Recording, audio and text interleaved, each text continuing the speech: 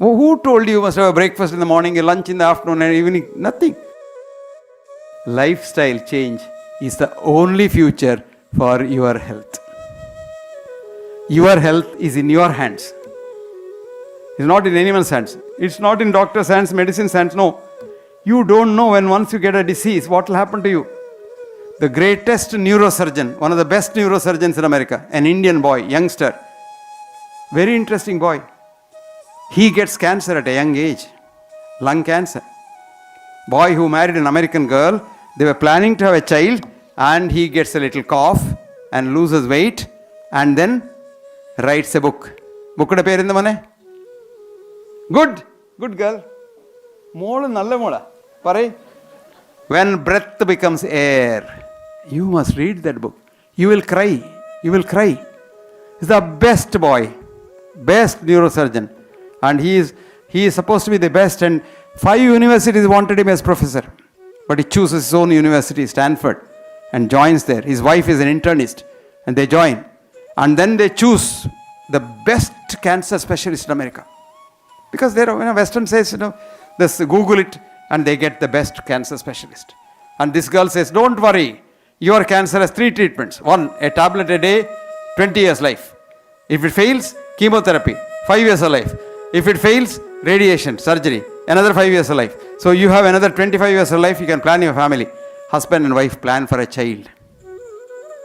And she becomes pregnant. Tablet fails, chemotherapy fails, to cut the long story short, he dies. But before dying, he writes this book. This boy has done masters in English literature before going to the medical school in Yale, and he is a fantastic English, I tell you. This is a book worth its weight in gold. When breath becomes air. What a beautiful thing. When breath becomes air is a poem written by Walt Whitman, and the same poem's title he takes for the book.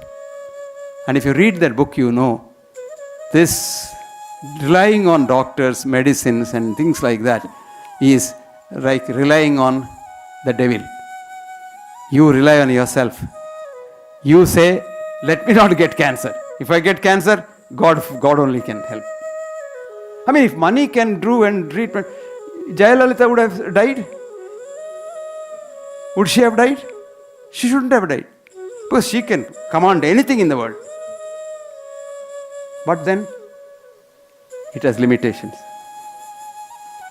That is why don't get into a situation where you go into that what is called the mortuary, pre-mortuary, that is intensive care unit. Ultimate destination is the mortuary, but before that you go through the intensive care unit so that you drain yourself of all your savings and your other things. So, lifestyle. What a beautiful saying. Very simple, very simple. Eat half of what you want to eat. Supposing you want to eat 4 idlis, stop at 2 idlis. You will live probably another 20 years longer. Studies showed rats fed full stomach lived half the time of rats just fed half stomach. Can you believe that? So stop when you think you can eat equal amount. And eat in moderation. And don't have any restrictions. Who told you must have a breakfast in the morning, a lunch in the afternoon and evening? Nothing. Whenever you feel hungry, you eat something. When you don't feel hungry, don't eat nothing. So eating at, in the olden days, one pediatrician killed a lot of children in America. He said, time feed a child. 2 o'clock, breastfeeding. 3 o'clock, something else. 4 o'clock, something else. Then when a lot of children died, he said, I'm sorry. Child knows when it wants food. It cries. Feed it. Don't overload it. There are even now Western aping Indian mothers who feed by the clock. Don't do that. You also don't do that.